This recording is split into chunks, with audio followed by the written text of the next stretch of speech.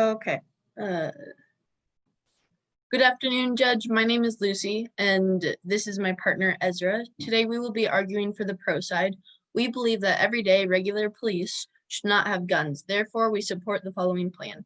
The United States federal government should pass a law banning all non-tactical police from carrying or using firearms while on duty. Our first argument is inherency, or why the plan will not be done unless you decide to pass it. Inherency. Unless we pass the plan, the police will not be disarmed because there are some very powerful lobbies that want to sell the police guns. Kennedy, 2018. Many police reforms have missed the most central and obvious points about how to fix this problem. Every shooting is done with a gun. If guns are at the heart of the problem, why aren't they the center of the debate about how to stop police shootings?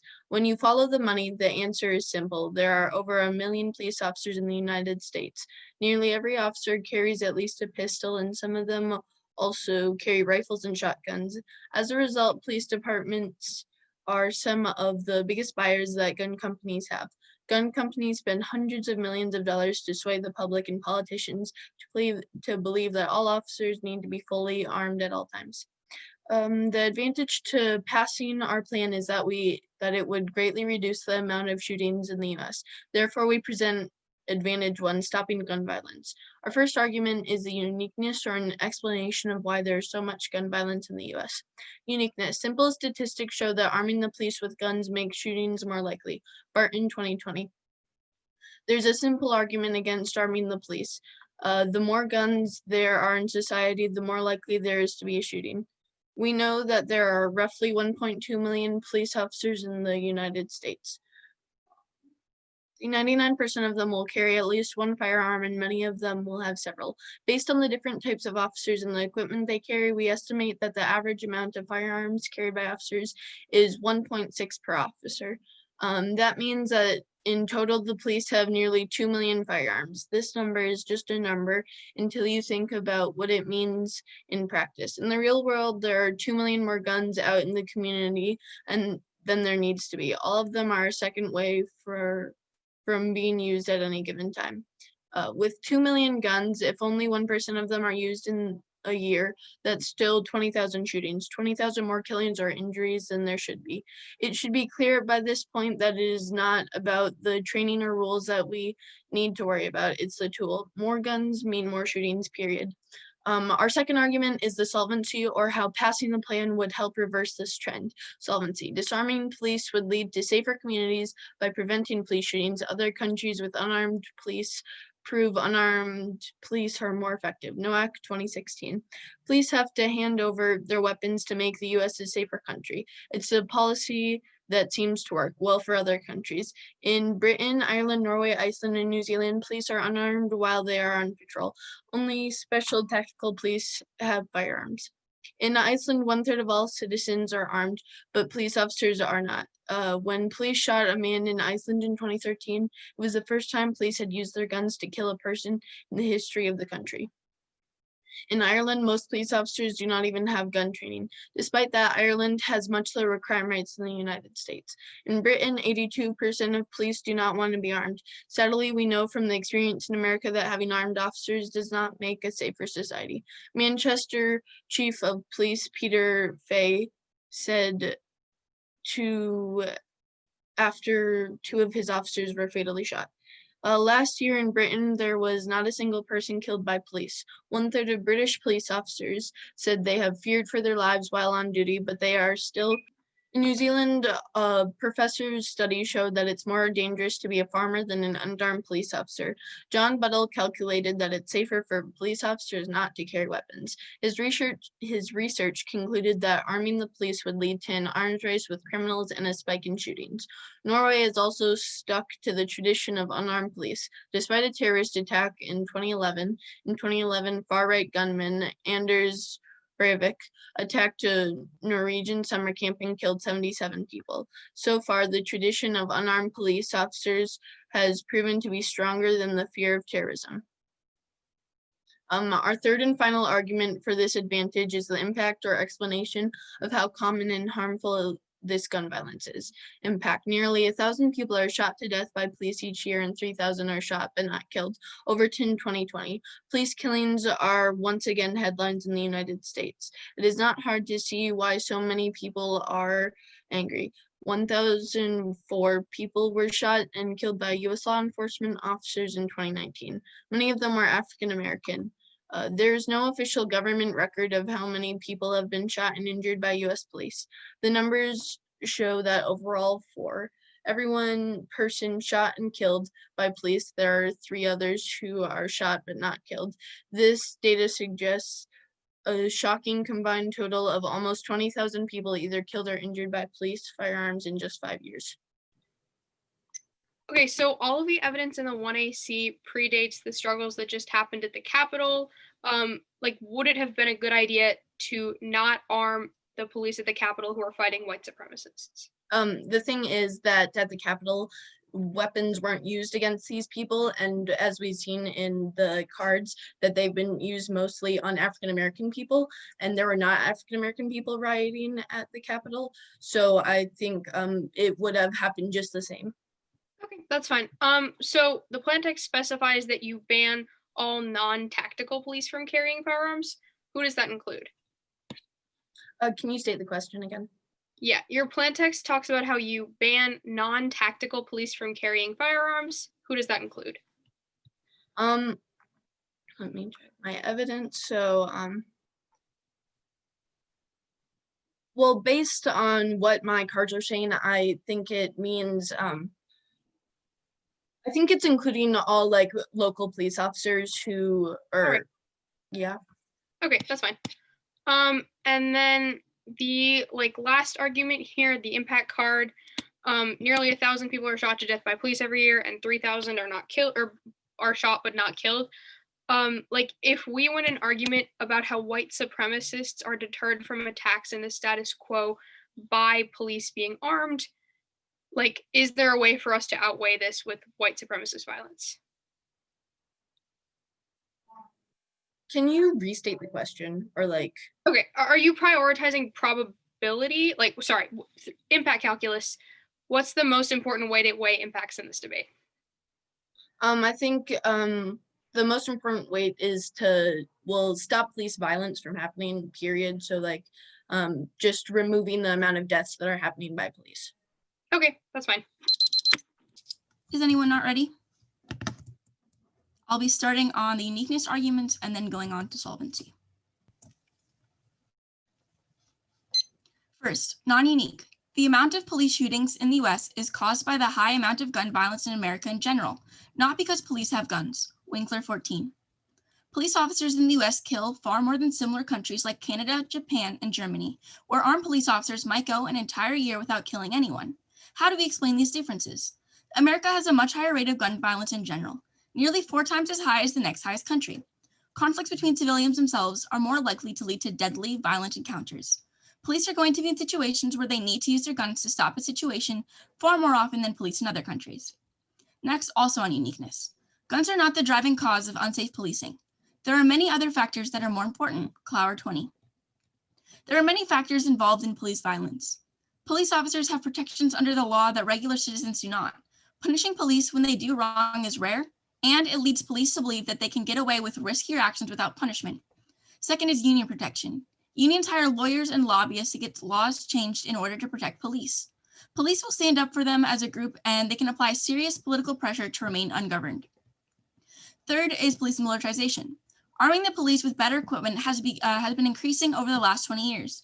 This includes heavy-duty equipment like armored vehicles, riot gear, and chemical weapons such as tear gas. The easy and cheap access to these tools of war have made the police more like an occupying army than a community force. Fourth is police training.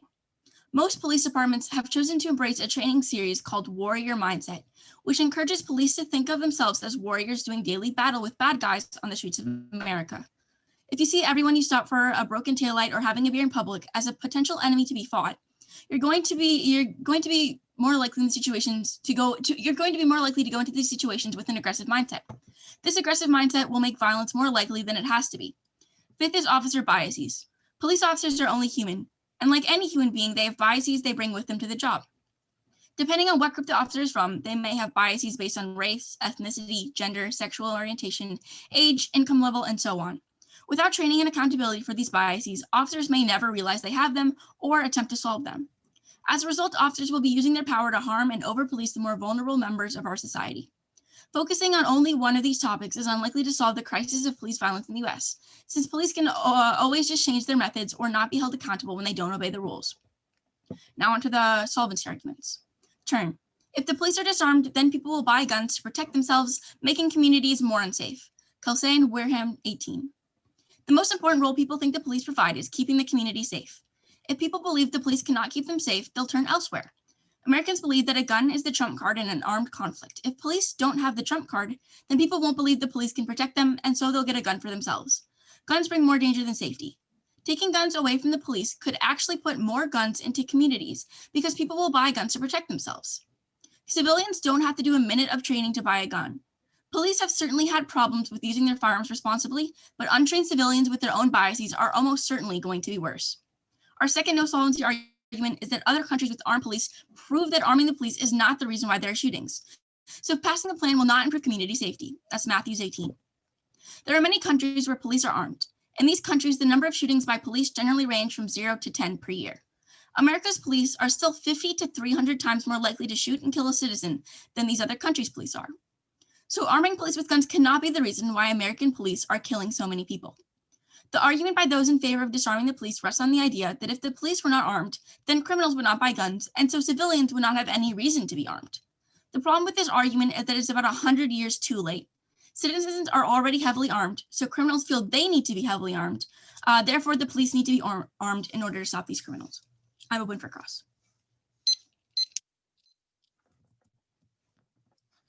Okay, so in one of the first cards you used, you said gun violence is caused by the like the amount of guns and not purely by the police.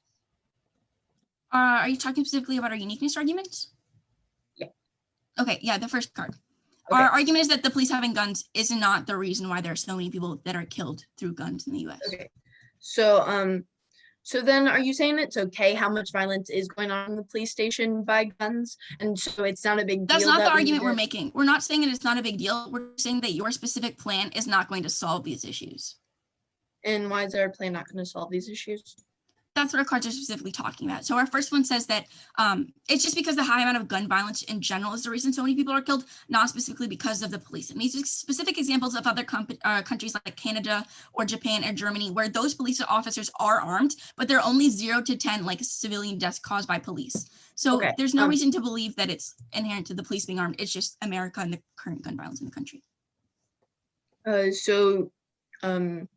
You're saying that taking guns away from the police will not stop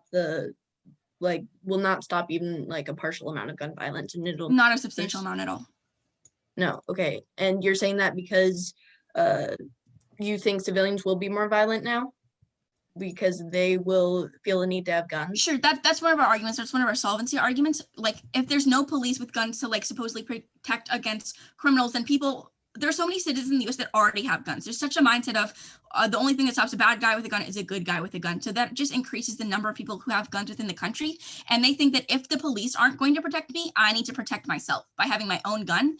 And like we make arguments that specific issues like training within the police are why police kill people, but citizens have even less training than the police do now. So if training within the police is already an issue, we can't train specific civilians to use these guns effectively. And without the police having guns, we're only going to increase the number of civilians who have these guns. I'm good. Okay. First is solvency. Disarming the police would greatly lower the amount of gun violence by reversing the arms race between police, criminals, and civilians, Pierre 2019. The United States is locked in an arms race, not with Russia or China or any other country, but with itself. The second phase of any arms race is the responding cycle, where a second group builds up to respond to the threat created by the first group. This kicks off the third phase of the arms race cycle, dominance. In this phase, the two groups try to gain advantage over each other. In the US arms race between police and non-police, it means owning high-powered guns and a lot of them. Only 3% of gun owners own over half of the guns. So it's too late now, right? Well, not quite. The arms cycle can build up, but it can also build down. If one side were to stop carrying guns in public, it would stop the shooting from that side. As a result, the other side would feel they didn't need to carry their guns in public. I'm gonna go to the next card. Uniqueness. Arming officers makes shooting and other violence more likely due to the weapons effect. UHOS 15. When police officers put on their badges and blues, they do something. Do they somehow change inside? Sprayed threats, bursts of violence, and deaths. For over 50 years, psychologists have collected evidence on this question, and the answer seems to be yes. One answer that simply seeing a weapon makes people more aggressive. Research has shown humans react to guns the same way they do to spiders and snakes. Weapons increase all of those aggressive thoughts and feelings that someone is out to get you or wants to hurt you. This is the weapons effect, the idea that simply being around weapons make people more aggressive. These aggressive reactions can sometimes be strong enough to override common sense, studies have found. Police who carry guns have a tool, one which is not right for every job, which can turn any situation into a threat. On top of that, everyone else around police are making split-second decisions about whether that gun could be pulled out and used on them, even for something small. This is a strong reason why countries where police don't have guns also have less police violence. Less weapons, less violence. Impact. Saving lives by stopping police shootings is something we can do right now. Geyer 20. Most of the problems in our society have different causes and angles to them. Shootings to civilians by police could be solved right here, right now, if politicians decided to. The reason? It's impossible to shoot someone if you don't have a gun. The politicians disarm police. They could stop police shootings the same day. Every day we let the police carry guns into communities is a day where we're allowing more people to be put at risk of being shot. Now I'm going to go on line by line in order of the 1 and C.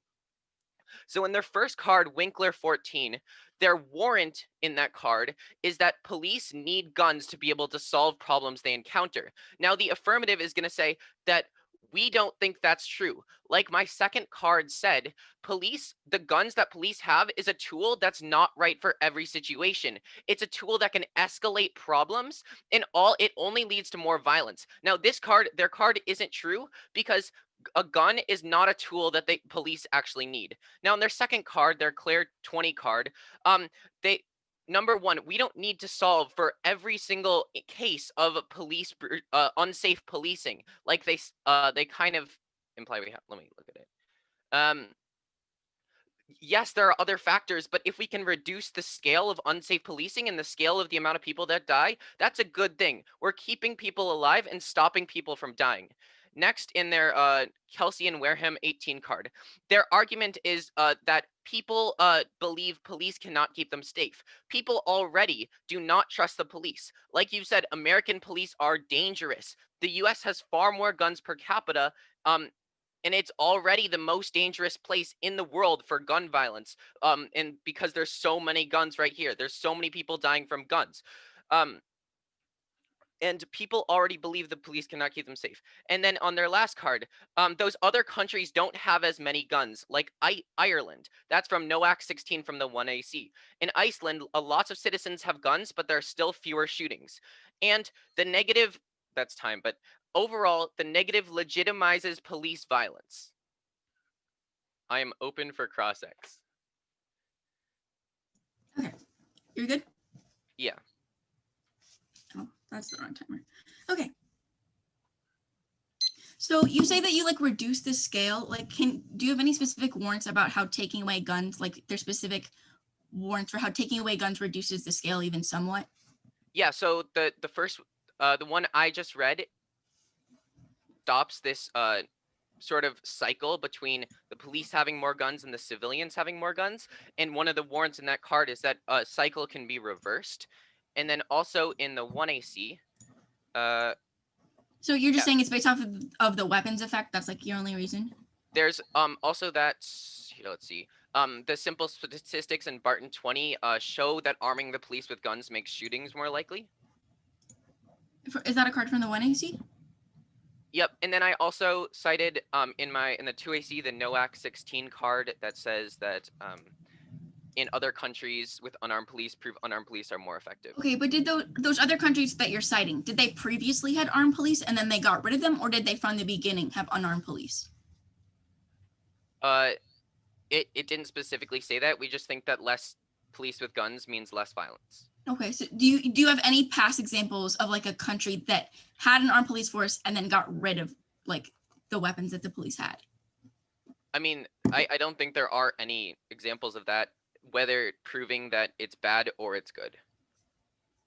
Okay, so you say that currently people already distrust the police. So like post-plan, are you saying there won't be an increase in number of people who feel unsafe? So like currently you have your specific like demographics of like African American people in the US, but post-plan there'll be other groups that like currently do trust in the police. So We do you don't think think that we don't think that there will be a significant increase in the amount of civilians that are buying guns because they feel unsafe that the police aren't having guns.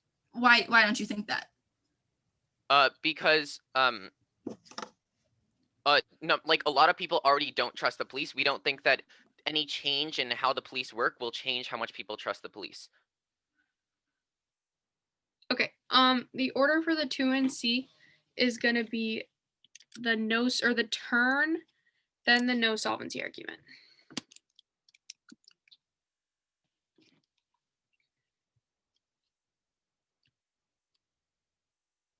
Extend the turn from the 1NC, the Kelsey and Warham 18 evidence. The perception in the status quo is that the police are able to protect people. So taking guns away from them causes more people and civilians to buy guns, which automatically leads to more violence.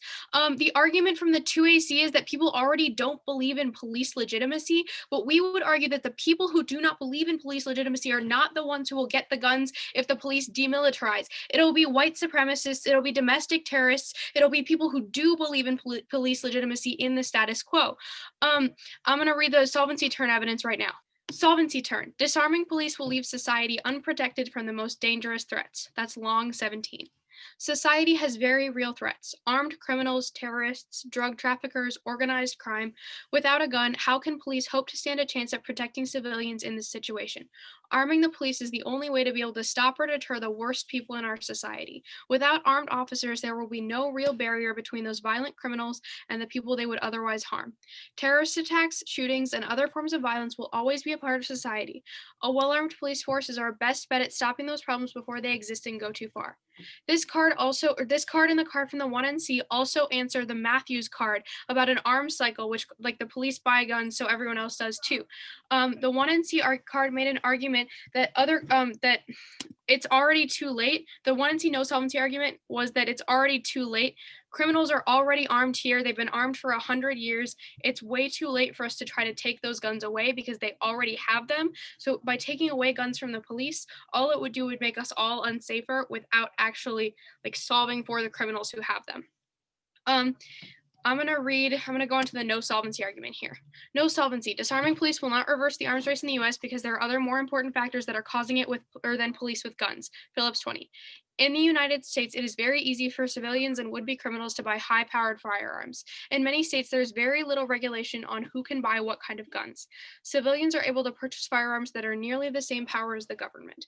The overwhelming evidence about gun ownership is that gun owners are tens of times more likely to shoot themselves or a family member than a criminal.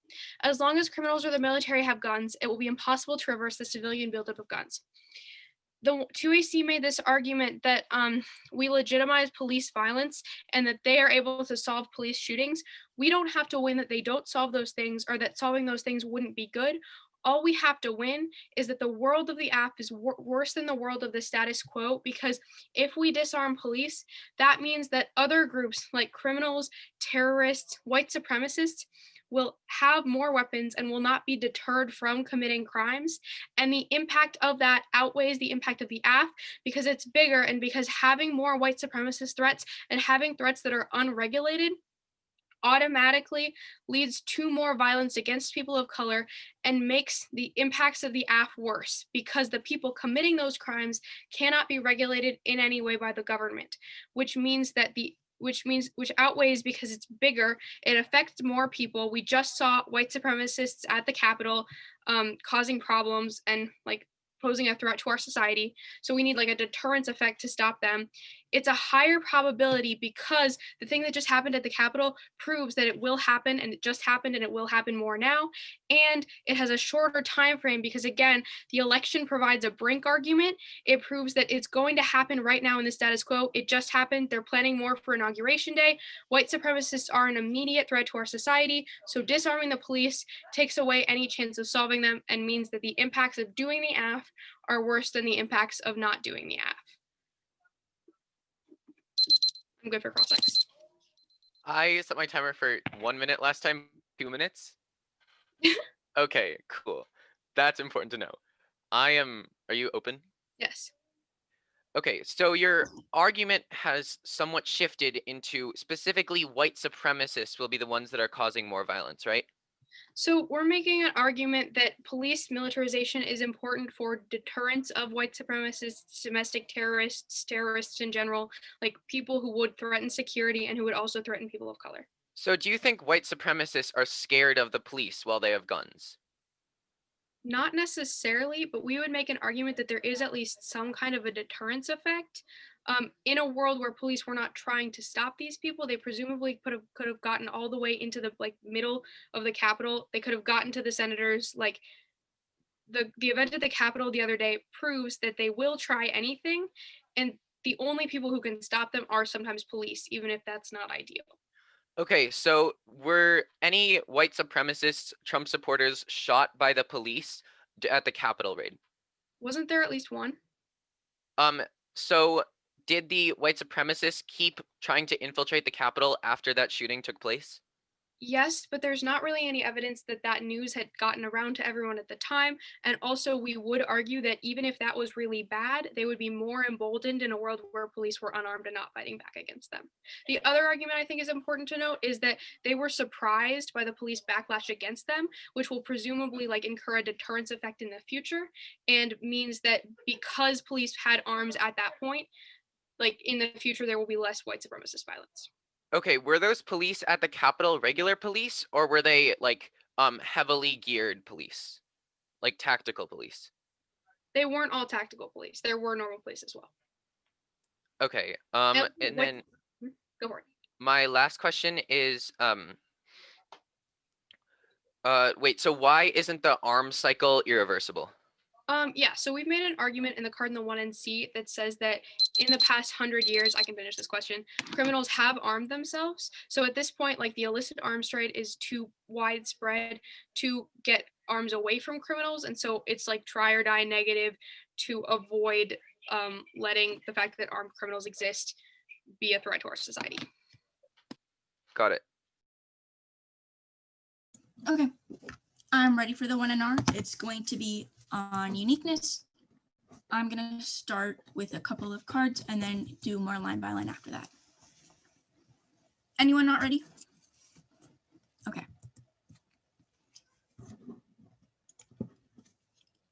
First, I'm going to extend our argument that the arms race of guns in the US is not caused by arming the police. It is caused by civilians owning a lot of guns. That's Thompson 20.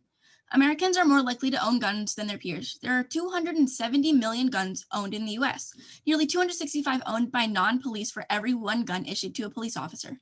American police officers will encounter more guns. Oops, I just scrolled. But it also means that they expect to encounter more guns, which makes them more likely to anticipate and perceive a threat. Small threats become larger ones, and officers perceive a threat where there wasn't one. So many civilian-owned guns in the US drives the need for the police to buy more firearms to feel protected. Our next argument is in direct response to their weapons effect card. Annabelle, your tag on the dock is covering the tag. Cool, never mind, we're all good. Police having guns isn't the cause of community violence because the weapons effect isn't real. That's collect 17. The weapons effect is the idea that if a weapon is present in a situation, the situation is more likely to result in violence. The weapons effect has been a go-to explanation for all sorts of human behavior, from road rage, police shootings, but what if the weapons effect isn't real? The data for the weapons effect is about equally as strong as the data against it. So they have no real source for this because they're just equally contradicting data going directly against it. They have no actual warrants for their past examples of how disarming the police solves for their impacts. Their examples are countries that never had armed police in the first place. So it's not the same situation at all. The civilians are not already super armed. Our Winkler card specifically says that shootings are because of civilian violence, which their examples don't include. We argue that they don't need to, don't need to solve every case, but we are arguing that they solve no argument at all. That is specifically what we're talking about within the solvency term. And they also completely dropped and conceded our Clower card, which provided 4 alternative causes for these impacts, such as legal protections, unions, police training, and the biases of police officers, which they cannot solve for. They cannot specifically solve for racial violence from the police because they cannot solve for these biases. They're only taking away guns, but there are still many other things police can use, such as chokeholds or other things that are also fatal. I'm ready. Okay, great. I'll pull up a timer.